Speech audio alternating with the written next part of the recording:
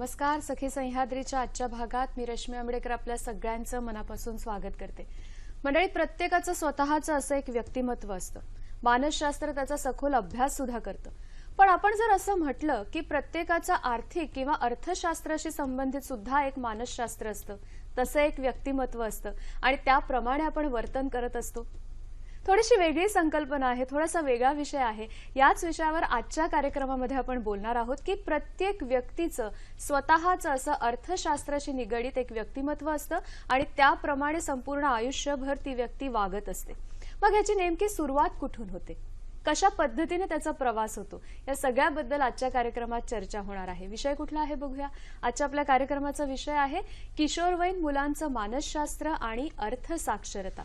अत्यंत महत्त्वाचा विषय की अर्थसाक्षर वेगवेगळ्या गोष्टींचा अभ्यास आपण करत असतो, त्या पद्धतीने आपण ज्ञान मिळवत असतो, पण अर्थसाक्षरता योग्य वयात होणं हे सुद्धा तितकंच गरजेचं आहे. आणि या सगळ्याबद्दल माहिती देण्यासाठी, मार्गदर्शन करण्यासाठी आपल्याबरोबर आहेत किरण लाळासंगी सर. नमस्कार सर. तुम्ही खूप महत्त्वाच्या विषयाचं समुपदेशन करता सर. सर समुपदेशक आहेत अर्थसाक्षरता मानसशास्त्र या विषयाचे आणि खूप लहान वयातच आपण मुलांना कशा पद्धतीने हे विचार देऊ शकतो आणि त्यांना हे साक्षरता आपण त्यांना ती देऊ शकतो याबद्दलचं समुपदेशन सर करतात आणि आपल्याला सुद्धा ते मार्गदर्शन आज करणार आहेत. तुमच्या मनात प्रश्न असतील तर आमच्यापर्यंत ते सगळे प्रश्न जरूर पोहोचवा. त्यासाठी आपले दूरध्वनी क्रमांक आहेत 24908050, 24988050, 022 एसटीडी कोड आहे. जी मंडळी मुंबईच्या बाहेरून फोन कॉल्स करणार आहेत आणि जी मंडळी मोबाईलच्या माध्यमातून फोन कॉल्स करणार आहेत त्यांच्यासाठी फोन कराल तेव्हा आजचा जो आपला विषय आहे किशोरवयीन मुलांचं मानसशास्त्र आणि अर्थसाक्षरता, त्याच अनुषंगाने जर प्रश्न विचारले तर अधिकाधिक नवीन गोष्टींची माहिती आपल्याला होणार आहे. मोबाईलच्या माध्यमातून जर फोन कॉल करत असाल तर अशा ठिकाणी जाऊन बोला जिथे नेटवर्क उत्तम पद्धतीने असेल, म्हणजे आवाज मध्ये मध्ये कट होणार नाही. आणि जेव्हा फोन कराल तेव्हा शक्यतो टीव्हीचा आवाज आपण जर पूर्णतः बंद ठेवला तर मध्ये तुमचा आवाज पण थेट इथे येऊ शकतो. अर्थसाक्षरता आणि मुलांचं मानसशास्त्र, किशोरवयीन मुलांचं मानसशास्त्र. सर पुन्हा एकदा कार्यक्रमात तुमचं स्वागत करते. आणि हा विषय खरंच योग्य वेळी जर आपण मुलांना समजावलं की कशा पद्धतीने आपलं आर्थिक वर्तन असायला हवं किंवा ते मानसशास्त्र कशा पद्धतीने असलं पाहिजे, तर मला वाटतं मुलांमध्ये खूप चांगल्या प्रकारे फरक पडू शकतो. खूप फरक पडू शकतो. कारण आपल्या भारतामध्ये किंवा जगभरात सुद्धा जे संशोधन झाले त्यानुसार लहान मुलांना गृहीत पकडलं जातं आणि त्यांना या विषयाची आवश्यकता आहे असं मानलं जात नाही. आणि अचानक ती मुलं जेव्हा नोकरीला लागतात किंवा 20-21 वर्षांची होतात तेव्हा मग त्यांच्याकडून भल्या मोठ्या अपेक्षा केल्या जातात, त्यांच्याकडून परफॉर्मन्स एक्सपेक्ट केला जातो. तर अशा वेळी हे समजणं गरजेचं आहे की त्याची सुरुवात ही खूप लहान वयापासून होणं गरजेचं आहे. आणि त्याच विषयाची फायनान्शियल बिहेवियर म्हणून ही जी शाखा आहे तर ती शाखा अभ्यास करते वैज्ञानिक पद्धतीने. पण मग आपण जेव्हा म्हणतोय की आर्थिक मानसशास्त्र म्हणजे नेमकं काय? आर्थिक मानसशास्त्र म्हणजे एकदम साध्या भाषेत जर सांगायचं झालं तर आर्थिक वर्तन म्हणजे आर्थिक निर्णयाचे मानसशास्त्र अभ्यास करणारी शाखा. बरोबर. आपण त्याची स्लाइड सुद्धा बघतो आहोत एकीकडे. हां, तर ही जी शाखा आहे तर ती आर्थिक बाबी आणि मानसशास्त्र ह्या दोन्हींच्या संयोगातून तयार झालेली शाखा आहे. ही शाखा अभ्यास करते की आर्थिक बाबींसंबंधी व्यक्तीचे वर्तन आणि मानसशास्त्रीय विश्लेषण काय असते. अच्छा. पण मग हे आर्थिक वर्तन जेव्हा आपण म्हणतो आहोत तेव्हा अगदी लहानपणापासून हे वर्तन किंवा हे बिहेवियर आपण योग्य पद्धतीने सांभाळलं तर त्याचे रिझल्ट्स चांगले असू शकतात. हे मुळात आर्थिक वर्तन म्हणजे काय? आर्थिक वर्तन समजण्यासाठी आपल्याला पहिल्यांदा काही बाबी समजाव्या लागतील. जरूर. तर आर्थिक वर्तन समजण्यासाठी आर्थिक वर्तन म्हणजे काय आणि त्याचा आपल्या आयुष्यावरती काय परिणाम होतो. जर तुम्ही स्लाइड बघितली तर त्याच्यावरती मी दिलेलं आहे की आर्थिक गोष्टींसंबंधी ठराविक वर्तन का होते, आपले आर्थिक व्यक्तिमत्व कसे आहे, काही लोक श्रीमंत का होतात, काही लोक गरीबच का राहतात, काही लोक कायम कर्जबाजारी का राहतात, काही लोक चैनीचे आयुष्य का जगतात, काही लोक बचत का करतात, काही लोक गुंतवणूक का करतात, काही लोक आर्थिक निर्णयांपासून दूर का पळतात, आर्थिक वर्तन साचेबंद का असते. तर या सगळ्या गोष्टींचं विश्लेषण आहे तर याच्यामध्ये होतं. आणि हे समजण्यासाठी जर आपण पुढची स्लाइड बघितली तर आपल्याला अगोदर मन आणि त्याच्याविषयी डिटेलमध्ये कळू शकेल. तर ह्या स्लाइडमध्ये तुम्ही बघितलं तर तुम्हाला कळेल की हा हिमनग आहे, आइसबर्ग. की हा जर बघितला तर तुम्हाला दिसेल की फक्त 10% भाग हो दृश्य आहे आणि 90% भाग हा अदृश्य आहे, म्हणजे पाण्याच्या खाली. आपल्या मनाचंही तसंच आहे. तुम्ही जर बघितलं तर जागृत मन, अर्धसुप्त मन आणि सुप्त मन हे 3 मनाचे प्रकार आहेत. तर याच्यामध्ये जर थोडक्यात सांगायचं झालं की हे मन म्हणजे काय, तर जागृत मन म्हणजे मी तुमच्याशी बोलतोय, तुम्ही माझ्याशी बोलत आहात, आपण चेअरवरती बसलेलो आहोत, श्वासोच्छ्वास चालू आहेत आणि आपल्या आसपास जो परिसर दिसतोय हा म्हणजे जागृत मनाचा म्हणजे भाग. आपल्याला ज्या गोष्टी जाणवतायत प्रत्यक्ष त्या सगळ्या जागृत मनाशी संबंधित. आणि जेव्हा आपण अर्धसुप्त मन म्हणतो की उदाहरण दाखल मी जर विचारलं एखाद्या व्यक्तीला की तुझ्या घरचा पत्ता मला सांग, अच्छा, तर त्यावेळी तो व्यक्ती इथं त्याचं घर नसतं, पण तो काय करतो की तो आठवतो आणि मला समजणाऱ्या भाषेसाठी तो काही संदर्भ वापरायला सुरुवात करतो की जे संदर्भ उपस्थित नसतात, तर त्याला म्हणतात अर्धसुप्त मन. म्हणजे ज्या आठवणी आपल्याला साठवून आपण ठेवलेल्या असतात त्या व्यक्त करणं, आठवून सांगणं बरोबर दुसऱ्याला, म्हणजेच आपल्या आठवणीच्या कोठारातून ती आठवण बाहेर काढणं, बरोबर आहे, सांगणं, त्याला म्हणतात अर्धसुप्त मन. आणि सुप्त मन म्हणजे ते कळणं सगळ्यात अवघड असतं कारण सुप्त मन हे आपल्या आयुष्यावरती सगळ्यात मोठ्या प्रमाणात प्रभाव टाकत असतं. म्हणजे एक साधं उदाहरण म्हणजे एखादा व्यक्ती रागाला जातो आणि राग झाल्यानंतर तो काय म्हणतो की मी असं का वागलो ते मला कळलं नाही, किंवा मी नेहमी असं का वागतो मला माहित नाही. बरोबर. उदाहरण दाखल काही लोक रात्री घाबरतात, अंधारासाठी घाबरतात, तर त्या लोकांना ती भीती कुठून आली त्यांच्या मनात ते नाही सांगू शकत, किंवा श्रद्धा असतील, धार्मिक बाबी असतील, किंवा काही गोष्टींविषयीचा आदर असेल, काही गोष्टींविषयीचे आपले विचार असतील, तर हे कुठून आले हे समजणं खूप क्लिष्ट आहे आणि ते म्हणजेच सुप्त मन. अच्छा. आणि ह्या सुप्त मनाचा आपल्या आयुष्यावरती सगळ्यात मोठ्या प्रमाणात प्रभाव असतो. आणि आजचा जो आपला विषय आहे तर आर्थिक बाबी या बाबतीत सुद्धा सुप्त मनाचाच सगळ्यात मोठ्या प्रमाणात आपल्या आयुष्यावरती परिणाम. तेच विचारणार होते की ह्या 3 तुम्ही जे प्रकार सांगितले त्याच्यामध्ये आपला आर्थिक स्वभाव किंवा आर्थिक वर्तन सुप्त मनाशी जास्त जोडलेलं असतं. सुप्त मनाशी सगळ्यात मोठ्या प्रमाणात जोडलेलं असतं. जर ते जाणून घ्यायचं असेल तर आपण ह्याच्यामध्ये आपण स्लाइड सुद्धा बघू शकतो. तर एक पुढची जर स्लाइड आपण बघितलीत तर त्या स्लाइड मध्ये आर्थिक वर्तन आणि भावना. तर जेव्हा मी म्हणालो की सुप्त मन म्हणजे अनकॉन्शियस माइंड, तर हे समजण्यासाठी एक प्रश्न प्रत्येक व्यक्तीने, मग ते पालक असतील किंवा ज्या लोकांना समजू शकतं त्यांना जर हा प्रश्न विचारला की तुमच्या पैशांसंबंधी प्रमुख भावना कोणती आहे, तर ही भावना समजून घेताना आपण आपल्या लहानपणीपासून आतापर्यंतचा किंवा मोस्टली लहानपणीचा जो कालखंड आहे तर त्यामध्ये आपली भावना, प्रमुख भावना कोणती होती, तर ही भावना जर आपल्याला कळाली तर मग त्या व्यक्तीला आपल्या आर्थिक बाबींच्या संदर्भातल्या वर्तनाशी विश्लेषण करण्यासाठी ते सोपं जातं. म्हणजे आता सुद्धा आपण स्वतःला हा प्रश्न विचारू शकतो. म्हणजे आता उदाहरण दाखल सांगतो की 4 मूलभूत भावना आहेत. पहिली भावना आनंद, दुःख, भीती आणि राग. तर इतर ज्या सगळ्या भावना आहेत तर ह्या 4 भावनांच्या अंतर्गत येत असतात. म्हणजे समजा एखाद्याचं लहानपण त्याला सगळे लाड पुरवले गेले असतील तर ह्याचा अर्थ आहे की त्याचं लहानपण खूप आनंदात गेलं. म्हणजे आर्थिक बाबींशी संबंधित त्याला मिळणाऱ्या खेळण्या असतील किंवा त्याचे होणारे लाड असतील, त्याला मिळणारे चॉकलेट्स असतील, तर ह्याच्या आठवणी ज्या असतात त्या सुखद असतात, म्हणजे आनंद. दुःख जर आपण म्हणालो तर काही व्यक्तींच्या लहानपणी त्यांचे लाड नाहीत पुरवले जात आणि आर्थिक विवंचना मोठ्या प्रमाणात असतात. तर अशा वेळी त्यांचे लाड न पुरवले गेल्यामुळे आर्थिक बाब ही त्यांच्यासाठी दुःखाची बाब असं त्यांच्या अंतर्मनामध्ये कोरलं गेलेलं असतं. काही लोकांना भीती असते, म्हणजे उदाहरण दाखल की त्यांनी एखादा आपलं लाड पुरवून घेण्यासाठी हट्ट केला तर त्याला जर फटके मिळाले असतील आणि त्याला त्याच्याविषयी रागवलं गेलं असेल तर ह्याचा अर्थ आहे की त्याच्या मनामध्ये खोल कुठेतरी भीती ह्या भावनेने जागा केलेली आहे.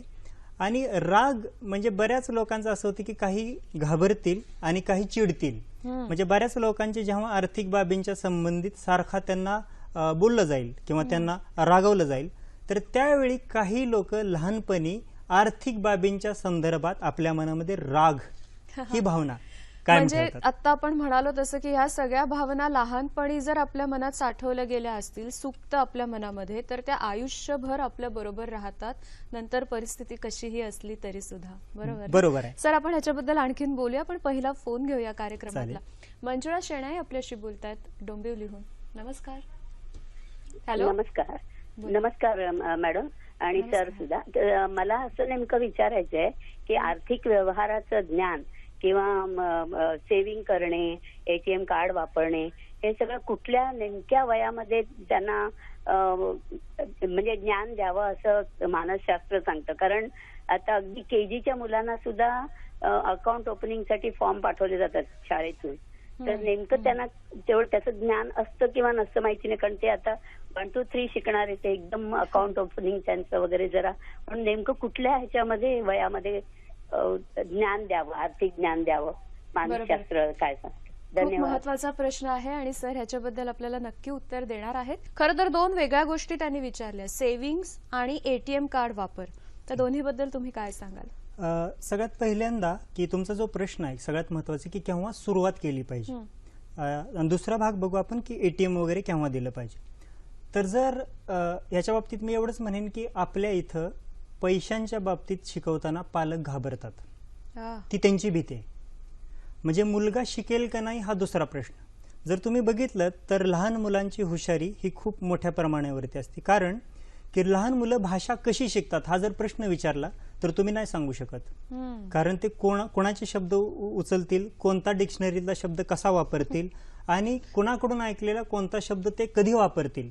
म्हणजे त्यांचं जे तंत्र आहे भाषा शिकण्याचं, भाषा वापरण्याचं, हे जर ते स्वतः डेव्हलप करत असतील आणि ते कधी आणि कसे शिकले, ते शब्द कधी शिकले, वाक्य कधी शिकले, ते पूर्ण वाक्य कधी बोलायला लागले, विचार कधी व्यक्त करायला लागले, तर ह्याच्या संदर्भात जर आपण विचार केला तर आर्थिक बाबी ह्या अशाच आपण पाहिल्या पाहिजेत. जेव्हा मुलं बोलायला शिकतात तेव्हापासून तुम्ही त्यांना आर्थिक बाबी शिकवायला सुरुवात करू शकता. तर ते वेगवेगळ्या पद्धतीने आपण काही बघूयात पुढं, त्याचे उदाहरण पण मी देईन. आणि दुसरा जो तुमचा प्रश्न होता की एटीएम केव्हा दिलं पाहिजे, तर एटीएम देण्यापूर्वी पालकांनी हे तपासलं पाहिजे की ते वापरण्यासाठी तो आत्मविश्वास त्याच्यामध्ये आहे का, त्याच्यामध्ये समज आलेली आहे का. आणि सर्वसाधारणपणे 15 वर्षाच्या आसपास 13 ते 15 नंतर त्याच्या समजुतीनुसार, त्याच्या आर्थिक आत्मविश्वासानुसार आणि त्याच्या वैयक्तिक आत्मविश्वासानुसार या बाबी कराव्यात आणि ते थोड्याशा जपून कराव्यात. अगदी खरं आहे, कारण एटीएम म्हटल्यानंतर 15 ते 19 मध्ये आपल्याकडे ती मुलं कमावती नसतात, त्याच्यामुळे ते एटीएम कोणाचं तरी वेगळ्याच वापरणार.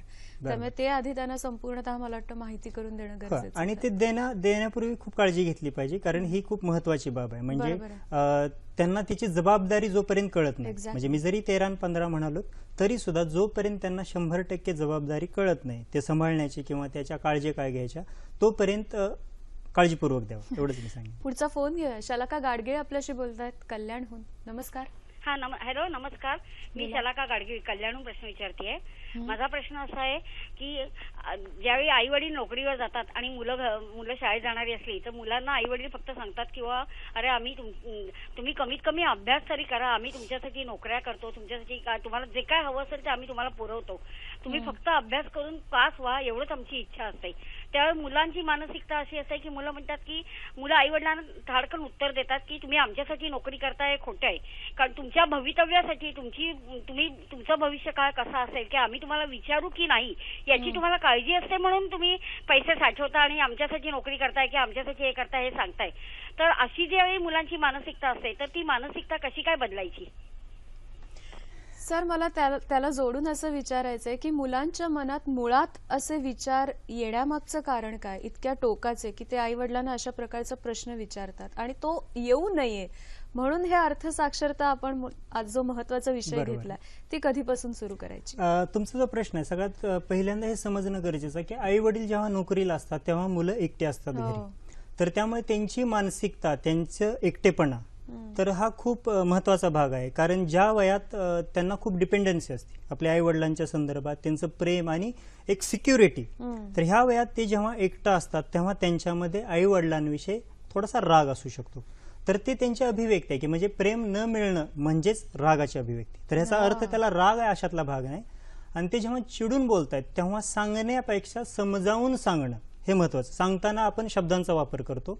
समजावून सांगताना तो जर इथं आहे, तो जर रागालाय आणि मी जर इथं आहे, तर त्याच्या बरोबरीला जाऊन तो का रागाला गेलाय हे जेव्हा कळेल, म्हणजे त्याच्या समान जाऊन मग जेव्हा सांगितलं जाईल त्याला समजावून सांगणं म्हणतात. आणि आपल्या इथं सांगणं खूप मोठ्या प्रमाणात असतं की म्हणजे तुम्ही हे करा, तू हे कर, तू असं उलट बोलतोयस. पण त्याच्या समजावून तो का बोलतोय ह्याच्या खोलात जाऊन त्याच्याशी चर्चा करून जोपर्यंत ती चर्चा नाही होत तोपर्यंत ती मुलं तशी वागणं म्हणजे त्यांचं तो प्रेम न मिळाल्यामुळं व्यक्त केले गेलेला राग आहे. एवढंच मी सांगू शकेन. आपण वेगवेगळ्या वयोगटांचा सुद्धा सर विचार करणार आहोत. त्याच्यानंतर एक एलिफंट थिअरी नावाचा एक प्रकार आहे, त्याच्याबद्दल बोलणार आहोत. एक ऑस्ट्रिच थिअरी त्याच्याबद्दल बोलणार आहोत. पण त्या अगोदर आपल्याशी जयंत विद्वांस सर जोडले गेलेत फोनच्या माध्यमातून आणि ते आपल्याला काही मुद्दे सांगणार आहेत. सेबी नोंदणीकृत गुंतवणूक सल्लागार जयंत विद्वांस सर आपल्या बरोबर आहेत. नमस्कार सर. नमस्कार. सखी सह्याद्रीमध्ये तुमचं मनापासून स्वागत करते. आणि आज आपण किशोरवयीन मुलांचं मानसशास्त्र आणि अर्थसाक्षरता, त्यांच्या वयामध्ये ही अर्थसाक्षरता कशी आली पाहिजे याबद्दल बोलतो आहोत. सर, मला तुम्हाला असं विचारायचंय की काही काही वेळेला या तरुण मुलांमध्ये एकदम फायनान्शियल क्रायसिस त्यांना जाणवायला लागतं त्या वयामध्ये. तर त्याच्या मागची कारणं काय असतात आणि त्याच्यावरचे उपाय तुम्ही काय सांगाल की हे क्रायसिस दूर होण्यासाठी काय करता येऊ शकतं? मुख्य म्हणजे मुलांना अगदी लहानपणापासून आर्थिक शिक्षण द्यायला लागतं. आणि कसं आहे, आपल्याला इतिहास, भूगोल, गणित, सायन्स सगळ्या विषयाचे क्लासेस असतात. आर्थिक साक्षरतेचे कुठेही क्लासेस अजून निघालेले नाहीत. त्याच्यामुळे हे आर्थिक शिक्षण आई वडिलांनीच आपल्या मुलाला अगदी 5 वर्षापासून देता येतं, ते द्यायला पाहिजे. पूर्वी कसं असायचं, आपल्या लहानपणी आपल्याला आई वडील काही वस्तू बाजारातनं विकत घेऊन यायला सांगायचे आणि ती वस्तू समजा 50ची नोट दिली आणि 40 रुपये किंवा 42 रुपये खर्च झाले तर 8 रुपये परत द्यायचे आणि ह्याचा हिशोब करून घेतला जायचा. आता काय होतं, ते 8 रुपये मुलाचा पॉकेट मनी होतो. त्याच्यामुळे तो मुलगा त्याचा हिशोबच करत नाही. त्या वाण्याने जे काही पैसे दिले ते खिशात टाकायचे. मग ते 8 रुपये परत दिले काय आणि 6 रुपये दिले काय त्याला काहीच फरक पडत नसतो, हिशोब केला जात नाही. हा हिशोब लहान वयापासून शिकवता येतो. आणि मी त्याच्यासाठी सांगतो की मुलांना पॉकेट मनी अगदी 8व्या-9व्या वर्षापासून द्या. त्यावेळेला कदाचित 50 रुपयेच द्या, पण द्या आणि त्याचा हिशोब मागा. कसं असतं, तुम्हाला 8व्या-9व्या वर्षी हिशोब मागितला मुलाकडे की त्याचा इन्सल्ट होत नाही. पण तुम्ही 18व्या वर्षी त्याला हिशोब मागितलात की अरे तुला 500 रुपये पॉकेट मनी दिलेला होता, कसा खर्च झाला, वयात इन्सल्ट होतो. तुम्ही माझ्याकडे हिशोब कसला मागताय असं होतं. मी पण आता अडल्ट आहे अशा अर्थाने. आता मी 18 वर्षाचा सज्ञान आहे, हिशोब काय मागताय, मी काय वाटेल तसे खर्च करतो का? पण कुठेतरी आपणच हिशोब लिहिण्याची स्वतःला सवय लावून घेतली की तो संस्कार ऑटोमॅटिक लहान मुलांच्यावर होतो. आणि तो संस्कार लहानपणापासून होणं महत्वाचं असतं की हा क्रायसिस येऊ नये ह्याची काळजी अगदी लहानपणापासून घेणं गरजेचं असतं. आणि मग एकदा क्रायसिस आला की तो निस्तरता येणं थोडंसं कठीण जातं. कारण मुलांना, आपल्याला काय होतं की मुलांना पैसे लागले की आई वडील कधीही देतात असं गणित मांडलं जातं. त्याच्याऐवजी तुला 500 रुपये दिलेत, 1000 रुपये दिलेत, 2000 रुपये दिलेत, जे काही दिलेत त्याच्यात तो संपूर्ण महिना भागवायचा आहे हे लहानपणापासून शिकवायला लागतं. आणि मला पगार समजा 1 लाख मिळत असेल, त्याच्यातलं घर खर्च चालवून मी काही रक्कम बचत करतो की जी माझ्या निवृत्तीची सोय म्हणून आहे, तुझ्या मोठेपणच्या शिक्षणासाठी आहे. हे लहानपणापासून तशा पद्धतीत दाखवलं की मोठेपणी मुलं आपोआप ते व्यवस्थित जबाबदार बनत जातात. बरोबर आहे. ह्या सगळ्या गोष्टी जर आपण लक्षात ठेवल्या तर मला वाटतं कोणत्याही प्रकारची अडचण जी अचानक येऊ शकते ती येणार नाही, असंच आपण ह्याच्यातनं निष्कर्ष काढू शकतो. सर, निश्चित बरोबर आहे. धन्यवाद सर आमच्याशी जोडले गेल्याबद्दल. आणि खूप नेमक्या शब्दात इतकी छान माहिती दिली त्यांनी की लहान वयापासूनच हा हिशोब ठेवणं किंवा आपला पैसा आपण कसा खर्च करतोय ह्याची मांडणी आपण म्हणूया, हिशोब असं नाव न देता. आणि ह्याच्यामध्ये एक सगळ्यात महत्वाचा मुद्दा समजणं गरजेचं आहे की मी आताच जे शब्द वापरले की सांगणं आणि समजावून सांगणं. एक्झॅक्टली. जर आई वडील नेहमी हिशोब लिहिताना मुलं बघत असतील लहानपणी तर ते न सांगता पण शिकू शकतात. पण मन जे म्हणतोय ते शिकतं, बघून शिकतं. पण जर आई वडिलांनी स्वतः हिशोब लिहिताना दिसत नाहीत आणि अचानक तो हिशोब दे, तर त्यावेळी तो काय म्हणतो की तुम भी ऐसे दीवाने निकले जो खुद न समझे औरों को समझाने निकले. क्या बात. की म्हणजे जे आपण नाही करत ते जर दुसऱ्याला सांगितलं तर तो हुशार असतो, हा, मग त्यावेळी तो ऐकत नाही. तर ह्याला सुप्त मनाच्या सवयी जे मी बरोबर. म्हणालो तर ह्याच्यामध्ये. बरोबर. तर व्यक्तिमत्व, आर्थिक व्यक्तिमत्व आपण बघूयात. तर आर्थिक व्यक्तिमत्व म्हणजे नक्की काय असतं, तर समजुती, हा, विचार, हा. भावना, दृष्टिकोन आणि कृती. सर ह्याचं विस्तारित स्वरूप काय आहे त्याच्याकडे आपण वळूया. ही नेमकी थिअरी काय आहे? खूप इंटरेस्टिंग असणार इतकं नक्की. बरोबर. तर तुम्ही जर इमेज बघितलीत, तर स्लाइड बघितलं तर तुम्हाला कळेल की माहूत म्हणजे हत्तीला जो प्रशिक्षण देतो, तर तो कसं प्रशिक्षण देतो, तर त्याचं एक मनोवैज्ञानिक विश्लेषण आहे. हम्म. तर बऱ्याच जणांनी हे ऐकलं असेल अगोदर, पण हे आर्थिक बाबीत हे खूप मोठ्या स्तरावरती कार्य करतं. अच्छा. तर ते कसं कार्य करतं, तर त्याची पद्धत आणि मनोविज्ञान कसं त्याच्या पाठीमागे कार्य करतं ते आपण समजूया. की माहूत काय करतो, हत्तीच्या पिलाला खूप लहानपणी हम्म. तो प्रशिक्षण देण्यासाठी घेऊन येतो हो. आणि तो काय करतो की त्याच्या पायाला साखळी बांधतो. हम्म. की ती साखळी एवढी मजबूत असते की ती तुटणं त्याला अजिबात शक्य नसतं. पण हत्तीचं पिलू अतिशय चंचल असतं. तर तो काय करतो की त्याच्या लक्षात पण राहत नाही की आपल्या पायाला साखळी बांधलेली. तो पळायला सुरुवात करतो. हम्म. जेव्हा तो पळायला सुरुवात करतो तेव्हा त्याच्या पायाला हिसका बसतो, तो पडू शकतो, त्याला लागू शकतं. त्याच्या परत लक्षात राहत नाही कारण तो चंचल असतो, लहान असतो. तो अनेकदा जेव्हा हे प्रयत्न करतो तेव्हा असं होतं की त्याच्या पायाला जखमा होतात. बरोबर. आणि तुम्ही विचार करा की एखाद्याच्या पायाला साखळी बांधलेली असताना, जखम झालेली असताना जर त्यांनी हिसका दिला आणि त्या जखमेला जर ताण आला त्या साखळीचा, तर किती वेदना होतील. खरंय. तर या वेदना ज्या असतात त्या मरण यातना असतात. तर हत्तीचं पिलू काय करतं, जेव्हा या मरण यातना होतात तो परत तरी सुद्धा लक्षात न राहिल्याने झटका देतो. हा. आणि त्या रक्तबंबाळ जेव्हा त्याचा पाय होतो तेव्हा ते बघून त्या वेदनांमुळे त्याला पाय सुद्धा हलवता येत नाही. मग तेव्हा त्या पिलाला कळून जातं की आता जर का मी पाय हलवला तर दुखणार आहे मला. तर खूप दुखणार आहे हम्म. आणि काय होईल मला माहित नाही. तर तो भीतीपोटी घाबरून त्रासाने तो पाय हलवायचा बंद करतो. आणि हे मनोविज्ञान त्याच्या डोक्यामध्ये पेरलं जातं की पाय हलवायचा नाही. हम्म. आणि काय होतं, जेव्हा तो मोठा होतो, एकदम मोठ्या स्वरूपाचा हत्ती होतो की त्याची शक्ती एवढी असते की अशा 10 साखळ्या तो तोडू शकेल. हम्म. पण काय होते की त्याच्या लहानपणी जी भीती त्याच्या मनात टाकलेली असते त्याच्यामुळे तो जेव्हा मोठा होतो तेव्हा साधी सुतळी जरी बांधून त्या माहूतने झाडाला बांधली तरी तो बघतो सुतळी, आणि त्याला लहानपणीचं जे लक्षात बसलेलं असते की त्याला जर मी हिसका दिला तर दुखणार मला आपल्याला. मरण यातना होणार. बापरे. तर आर्थिक बाबींमध्ये ही असंच असतं की लहान आपण मुलांना त्याच्याकडे वळूया की आर्थिक बाबींमध्ये सुद्धा हे कसं चपखल लागू पडतं की जर सुतळ बांधली तरी दुखणार म्हणून तो हत्ती तसाच राहतो. तसाच पण एक राहतो. फोन घेऊया सर. चालेल. माधवी जोशी बोलतात आपल्याशी. नमस्कार. हा हा बोला. हा प्रश्न नमस्कार. विचारा माधवी ताई. नमस्कार. हा, हा बोला. नमस्कार. मला असं विचारायचं आहे की आता उहापोह झाला ना की लहानपणी आपण आई वडील त्यांना पैसे द्यायचे आणि माल खरेदी करायला सांगून पैसे परत घ्यायचे, हे बरोबर आहे. पण आता मुलं कॉलेजमध्ये जायला लागली नवीनपणी, तर त्यांना पॉकेट मनी वगैरे असा द्यायला लागतो. तर त्यावेळेला मुलांना हे समजावून कसं सांगायचं, कारण मुलं लगेच म्हणतात की आई मला समजतंय ग हे, तू नको मला सांगू. हे असं जर उत्तर दिलं तर आई वडिलांचं थोडस जरा हे होतं अगदी, म्हणजे काही वेळेला आई वडिलांना वाटतं किती मी असं त्रास देते की काय मुलाला असं. पण मग ते कसं समजावून सांगायचं, कारण काय की त्यांना समजत नसतं की एकदा पैसे दिले की खूप उडवतात मुलं आणि निराळी कॉलेजमधली संगत लागते काही मुलांची, नवीन मुलांची. तर हे कसं समजावून सांगायचं? धन्यवाद.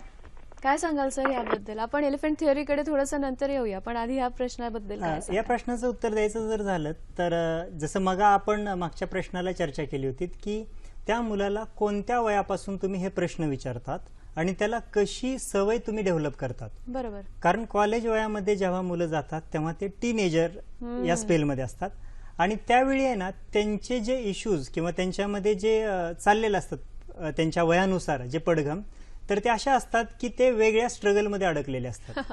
तर त्यांचा आयडेंटिटी क्रायसिस म्हणून जो प्रकार असतो की त्यांना स्वतःची आयडेंटिटी काय आहे ह्याच्यामध्ये अडकलेलं असल्यामुळे, आणि त्याचबरोबर आर्थिक बाबी, तर ह्या दोन्हीच्या संमिश्रणातून त्यांचा राग येणं हे अतिशय स्वाभाविक आहे. पण ह्याचं जर प्रशिक्षण खूप लहानपणीपासून दिलं खूपच लहानपणीपासून, की तुम्ही जो पैसा घेताय तो कुठं खर्चताय, कसा खर्चताय, आणि डेली तुम्ही त्याच्याविषयी जर लिहून ठेवत असाल आणि जर सवय डेव्हलप केलेली असेल तर ही वेळ येणं डिफिकल्ट आहे. कारण अचानक एखादी सवय लागणं, जसं तुम्ही जर 8ला उठतात आणि एकदम 4ला उठायला तुम्हाला सांगितलं तरी ते सहज शक्य नाही. तशी एखादी सवय नाहीये आणि तुम्ही अचानक अपेक्षा करायला लागलात, ते लगेच्या लगे ते विकसित होणं हे थोडंसं डिफिकल्ट जाऊ शकतं. मला वाटतं आणि ह्या वयामध्ये त्यांनी जो उल्लेख केलाय, टीन एज आपण म्हणतो आहोत, तिथे वैयक्तिक मानापमान वगैरे ह्या सगळ्या गोष्टी सुद्धा कुठेतरी यायला लागलेल्या असतात. Absolutely. त्याच्यामुळे आई वडील असे कसे मला प्रश्न विचारतात, विचारू माझ्यावर शकतात. विश्वास नाही का, ह्या पण सगळ्या गोष्टी त्याच्याशी जोडलेल्या त्याशी असतात, नाही जोडल्या का? जातात. त्यामुळे जर लहानपणापासूनच आपण ती सवय ठेवली तर मुलांना सुद्धा असं वाटणार नाही की हे अविश्वासाने माझ्याशी बोललं जातंय, कारण बरोबर. त्याला तशी सवय लागलेलीच असेल. Absolutely. आपण एलिफंट थिअरी खूप 2 प्रमुख गोष्टींशी जोडली गेली आपल्याकडे. बरोबर. अर्थसाक्षरता जेव्हा आपण म्हणतोय त्याच्याबद्दल काय सांगाल तुम्ही? आता एलिफंट थेअरीचा जेव्हा आपण विचार करतो तेव्हा काही अजून गोष्टी ह्या सर्व पालकांनी समजून घेणं खूप गरजेचं आहे, की एलिफंट थेअरीमध्ये समजून घेताना की आपण कशा प्रकारे आपल्या मुलांमध्ये कशा प्रकारचं प्रशिक्षण देतोय. म्हणजे उदाहरण दाखल की आपल्या जर भारतीय संस्कृतीमध्ये बघितलं तर बहुतांशी पुत्रसत्ताक संस्कृती आहे. तर त्याच्यामुळे होतं असं की मुलांना आर्थिक बाबींच्या संदर्भात वेगळी वागणूक आणि मुलींना आर्थिक संदर्भात वेगळी वागणूक. तर ह्याच्यामुळे काय होऊ शकतं की जेंडर वाईज ते जर इक्वेलिटी नाही राहिली तर मग असं होऊन जाईल की ज्या मुली आहेत किंवा ज्या स्त्रिया आहेत तर त्या आर्थिक बाबींच्या बाबतीत तुम्हाला जास्त आत्मविश्वासाने बोलताना दिसणार नाहीत. महत्वाचे जेव्हा आर्थिक निर्णय असतील तेव्हा त्या कायम पाठीमागे दिसतील किंवा त्या बोलताना समोर नाहीत येत. तर ह्याचं कारण असं आहे की ही जी इक्वेलिटी आहे तर ती जर दूर करायची असेल तर लहानपणीपासून मुलं जे काम करतात तीच कामं मुलींना आणि मुली जे काम करतात तीच कामं मुलांना, असं थोडंसं त्यांच्यात समानता आणण्याचे प्रयत्न केले. आर्थिक बाबीत जर ह्या गोष्टी शिकवल्यात की मुलाला ज्या पद्धतीने आपण काही अधिकार देतो, काही खरेदीचे असतील किंवा काही खर्चाचे असतील, तर ते समान अधिकार जर आपण मुलींना पण द्यायला सुरुवात केलेत तर त्यावेळी ते आत्मविश्वास विकसित होऊ शकतो. म्हणजे छोटंसं उदाहरण जर सांगायचं झालं तर तुम्ही बघितलं की असं तुम्हाला आढळून येईल की जेव्हा नवरा बायको एखाद्या प्रवासाला निघतात तर बहुतांश असं होतं की नवरा जो असतो तो नेहमी तिकीट काढतो. नवरा जो असतो तो बस स्टॉपवरती गेल्यानंतर बस कुठं थांबते त्याचा डेपो मॅनेजरला तो चौकशी करेल.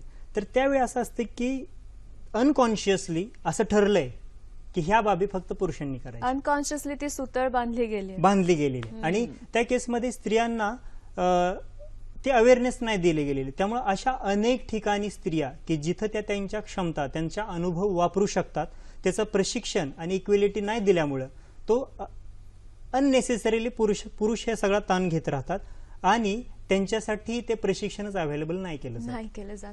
आपण आणखीनही बोलूया आणि विशेष करून टीनेज मध्ये मुलांना हे आर्थिक साक्षरता आपण कशा पद्धतीने देऊ शकतो, ही अर्थसाक्षरता आपण कशी अचीव्ह करू शकतो याच्याबद्दल सर सांगणार आहेत. प्रत्येकाला स्वतःचं असं एक आर्थिक व्यक्तिमत्व सुद्धा असतं, ते कशा पद्धतीचं असतं आणि ते आपण डेव्हलप कसं करू शकतो याबद्दल सुद्धा आजच्या कार्यक्रमामध्ये आपण बोलतो आहोत.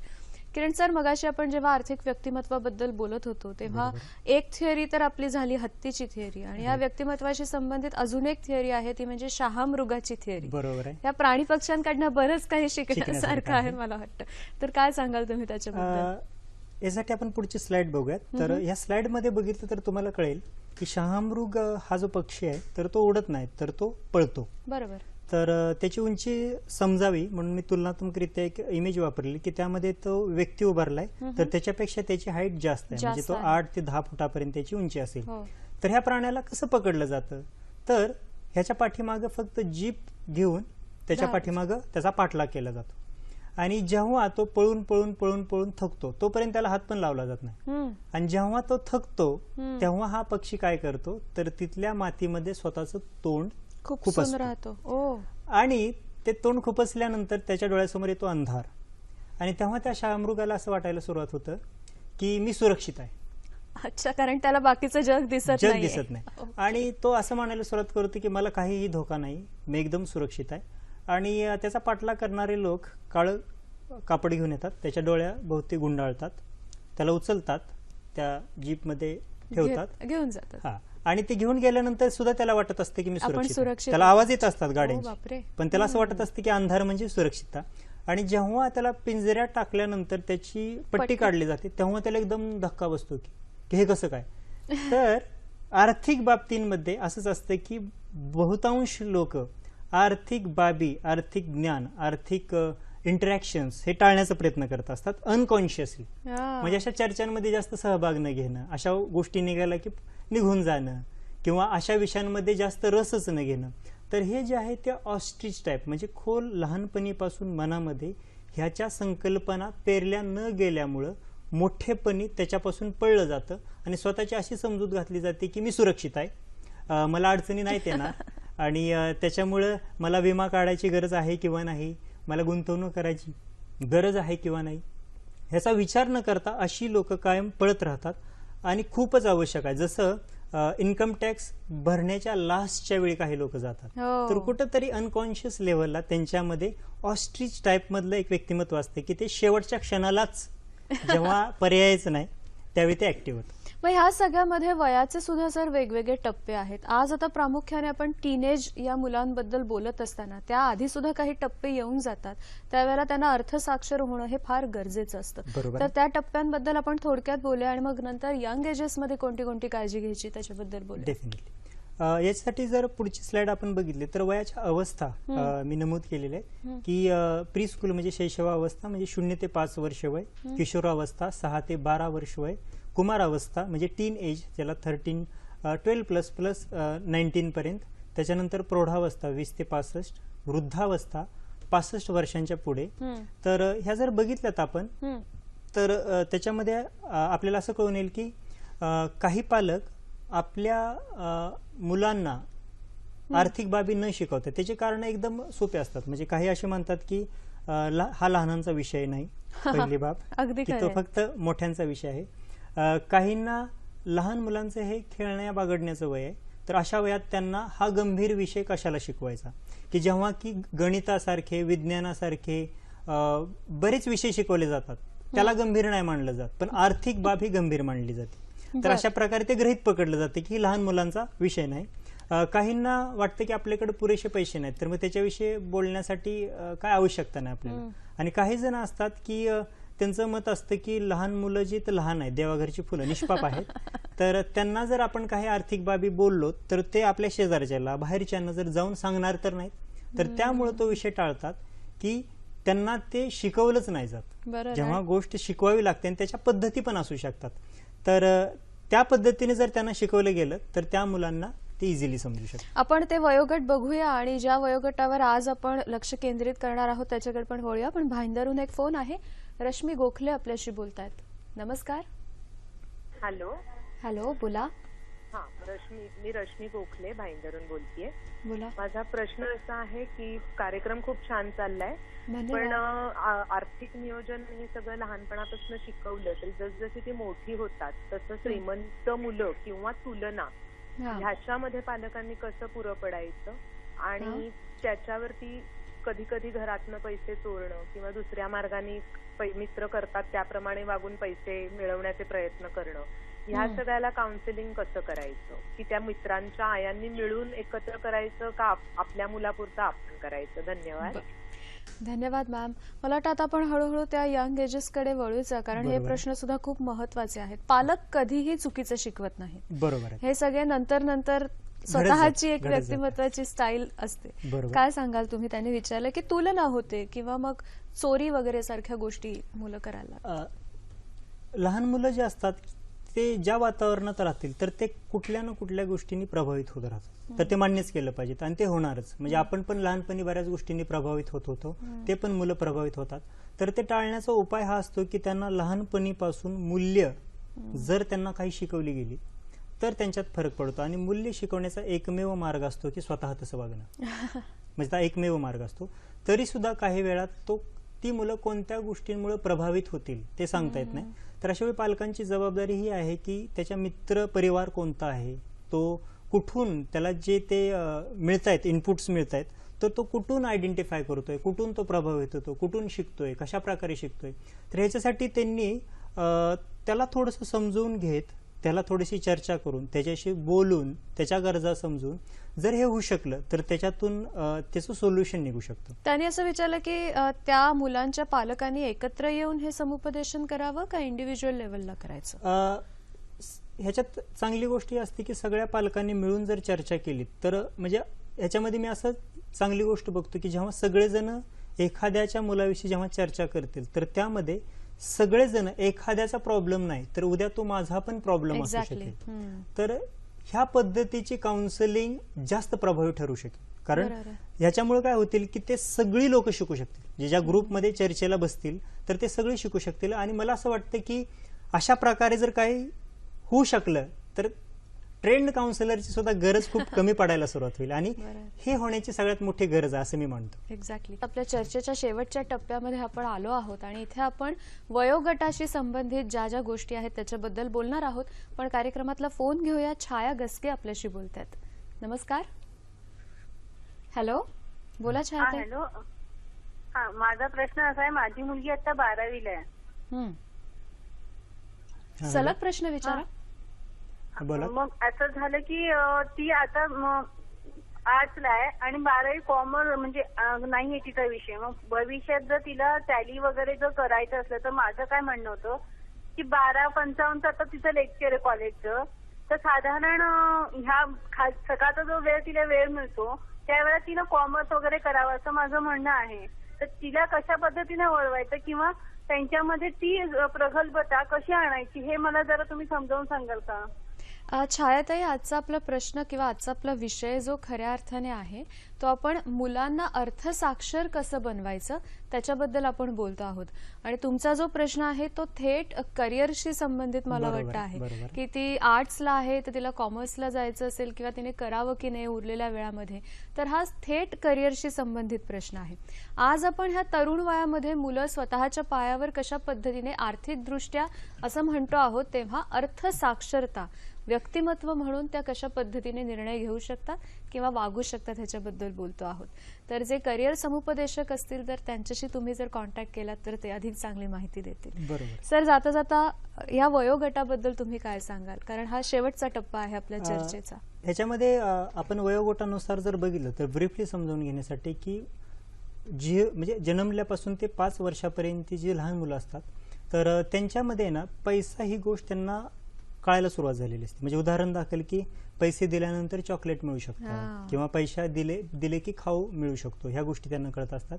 फक्त त्या वयात आहे ना त्यांना तुलना नाहीत करता येत की म्हणजे त्यांना असं वाटत असते की नाणं जे आहे ते नोटेपेक्षा मोठं असतं किंवा मोठं नाणं आहे त्याची किंमत छोट्या नाण्यापेक्षा जास्त असते. अशा प्रकारे ती मुलं मानत असतात. आणि त्याच्या पुढे जर आपण बघितलं की 5 वर्षानंतर पासून ते 12 वयोगटापर्यंत, तर त्या वयोगटात जसे ते वाढत असतात त्यांना हळूहळू कळायला सुरुवात होतं. मग त्यांना हे कळतं की काहीतरी वस्तू घ्यायच्या असतात पण टायमिंग चुकत असतं. म्हणजे ते दुकानात जातील, गोळी मागतील पण पैसे द्यायचं विसरतात. अच्छा. किंवा ते जातील आणि किती पैसे दिले त्यांना कळणार नाही, ते पैसे देतात आणि गोळी मागतात.